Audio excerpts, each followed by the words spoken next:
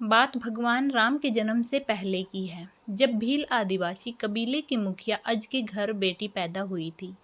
उसका एक नाम शर्मणा और दूसरा नाम शबरी रखा गया। सबरी की माँ इंदुमती उसे खूब प्यार करती थी। बचपन से ही सबरी पशु पक्षियों की भाषा समझकर उनसे बातें करती और जब शबरी की माँ उसे देखती तो कुछ समझ नहीं पाती थी। कुछ समय बाद एक पंडित ने शबरी के परिवार को बताया कि वो आगे चलकर सन्यासी बन सकती है। इस बात का पता चलते ही शबरी के पिता ने उसका रिश्ता तय कर दिया। जैसे ही शादी का दिन नज़दीक आया, सबरी के घर वालों ने खूब सारी बकरियां और अन्य जानवर घर के पास लाकर बांध दिए। एक दिन सबरी का माँ जब उसके बाल बना रही थी तो उसने माँ से पूछा, इतने सारे जानवर हमारे घर क्यों लाए गए हैं? माँ ने जवाब दिया, बेटी, तुम्हारा विवाह होने वाला है, इसलिए हम लोगों ने इनका इंतजाम बलि के लिए किया है। तुम्हारी शादी के दिन ही बलि प्रथा होगी और फिर इनसे स्वादिष्ट भोजन बनाकर सबको परोसा जाएगा। यह सब सुनकर शबरी दुखी हो गई। काफ़ी देर तक शबरी ने उन जानवरों को आज़ाद करने के बारे में सोचा। सोचते सोचते शबरी के मन में हुआ कि अगर ये जानवर यहाँ नहीं होंगे तो इनकी बलि रुक सकती है। ऐसा नहीं हुआ तो मेरे घर से कहीं चले जाने पर ही यह बलि रुकेगी। जब मैं ही नहीं रहूँगी तब न विवाह होगा और न ही बलि प्रथा। इससे मासूम जानवर बच जाएंगे। इसी सोच के साथ जानवरों को रखी गई जगह पर सबरी पहुंची। उसने सोचा कि उन्हें खोल देती हूँ, लेकिन वो ऐसा नहीं कर पाई। उसके बाद सबरी जंगल की तरफ भागने लगी। भागते भागते सबरी ऋषिमुख पर्वत पर पहुंच गई। वहां करीब 10,000 ऋषि रहा करते थे।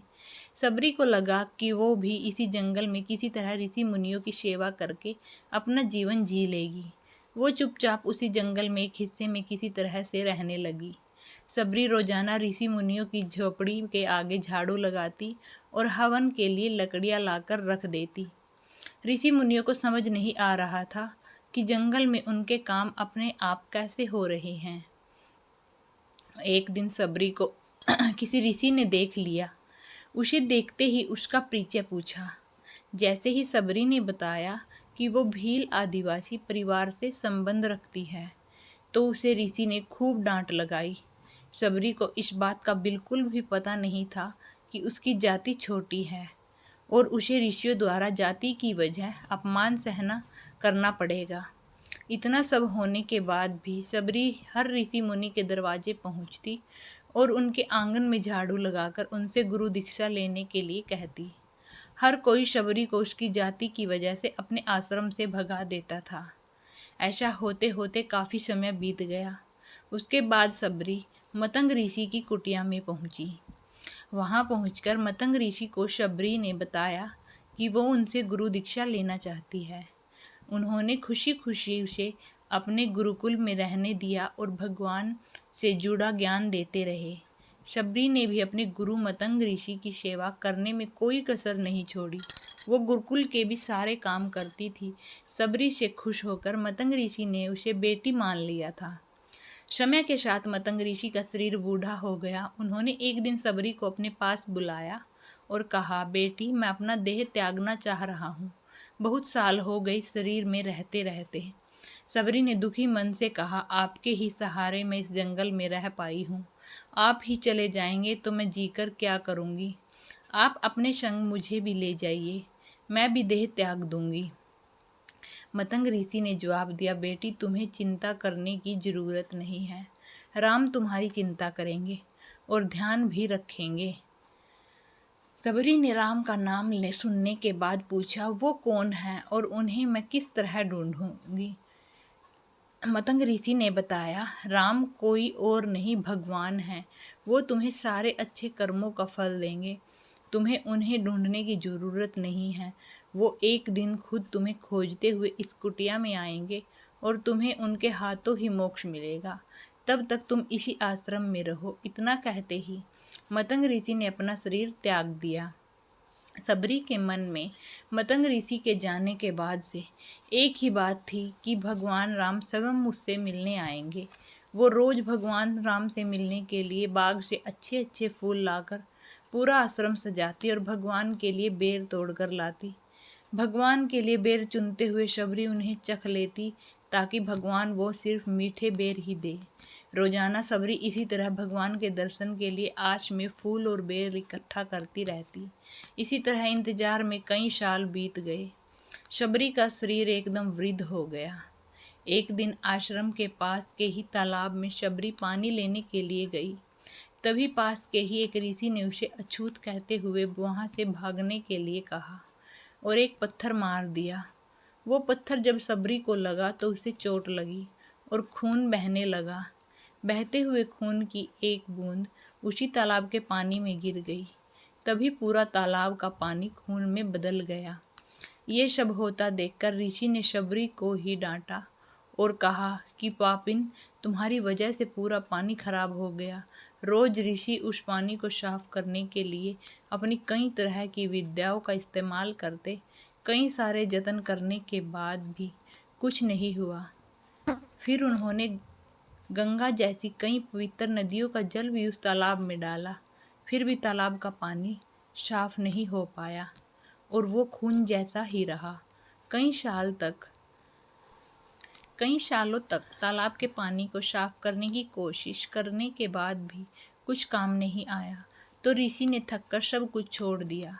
इस घटना के कई सालों के बाद भगवान राम अपनी पत्नी सीता हरण के बाद उन्हें ढूंढते हुए उसी तालाब के पास पहुँचे। ऋषि मुनियों ने उन्हें पहचान लिया। भगवान को वहां देखकर ऋषियों ने तालाब का पानी साफ करने के लिए भगवान को अपने पैर उसमें डालने के लिए कहा, लेकिन पानी जैसे का तैसा ही था। ऋषि मुनियों ने भगवान से भी कई अन्य जतन करवाए, लेकिन वो पानी जस से तस खून जैसा ही रहा। तब भगवान ने ऋषियों से पानी के रक्त में बदलने की कहानी पूछी। तब ऋषि ने शबरी को पत्थर मारने वाली सारी बात बता दी। उसके बाद कहा कि वो महिला ही अपवित्र है, छोटी जात की है, इसलिए ये सब हुआ। उसी वक्त भगवान राम ने कहा, ये सब आप लोगों के खराब वचनों से हुआ है। शबरी को इस तरह के शब्द बोलकर आप लोगों ने उसे नहीं बल्कि मेरे दिल को घायल किया है। इसी घायल दिल के रक्त का प्रतीक यह तालाब का लाल पानी है। आपके भगवान राम बोले, कहाँ है वो माई, मैं उनसे मिलना चाहता हूँ। तब तक शबरी उसी तालाब के पास पहुँच जाती है। इस दौरान शबरी के पैर को ठोकर लगती है और कुछ खून उस तालाब में गिर जाता है। तभी सारा पानी साफ हो जाता है। भगवान सबसे कहते हैं कि देखिए, आप लोगों ने क्या कुछ नहीं किया, लेकिन पानी साफ नहीं हो पाया। अभी सिर्फ इनके पैर की थोड़ी सी धूल ने ही तालाब को पानी को साफ कर दिया। भगवान राम को शबरी पहचान चुकी थी। उन्हें प्रणाम करके शबरी ने कहा, भगवान आप मेरे साथ कुटिया में चलिए। भगवान भी खुशी खुशी शबरी के साथ चल पड़े। फूलों से शबरी ने भगवान राम का स्वागत किया। वो सीधे बेर तोड़ने के लिए भाग गई और चक चक कर उनके लिए बेर लेकर आई। उन्होंने बड़े ही प्यार से भगवान राम और उनके भाई लक्ष्मण को बेर दिए। भगवान राम ने भी उतने ही प्यार से उन बेर को खाना शुरू किया। तभी बेर देखकर मुंह बनाते हुए लक्ष्मण ने कहा, भैया ये बेर झूठे हैं, इन्हें आप कैसे खा सकते हैं? भगवान ने जवाब दिया, लक्ष्मण ये झूठे नहीं बल्कि बहुत मीठे हैं। शबरी माई हम सबके लिए ये बहुत प्यार से तोड़कर लाई है। इतना कहकर भगवान राम प्यार से उन बेर को खाने लगे। भगवान ने जाते हुए शबरी माई से कहा, आप मुझे जो चाहे वो मांग सकती हैं। शबरी ने उन्हें कहा, मतंग ऋषि के कहने पर मैं आज तक सिर्फ आपके दर्शन के लिए जी रही थी। अब आप मुझे मोक्ष प्रदान कीजिए। मैं अपना शरीर आपके सामने ही त्यागूंगी। उसी वक्त शबरी ने अपना शरीर त्याग दिया। भगवान राम ने अपने हाथों से उनका अंतिम संस्कार किया और सीता माँ की खोज में आगे बढ़ गए। इस तरह श्री ऋषि मतंग की बात सच साबित हुई और शबरी को भगवान राम के दर्शन भी हुए। तभी से भगवान राम को शबरी के राम भी कहा जाने लगा था। कहानी से सीख, सच्ची श्रद्धा हो तो भगवान के दर्शन जरूर होते हैं। फ्रेंड्स, कहानी अच्छी लगी हो तो वीडियो को लाइक करें और चैनल को सब्सक्राइब करें और वीडियो को अपने फ्रेंड्स के साथ शेयर भी करें। Thank you.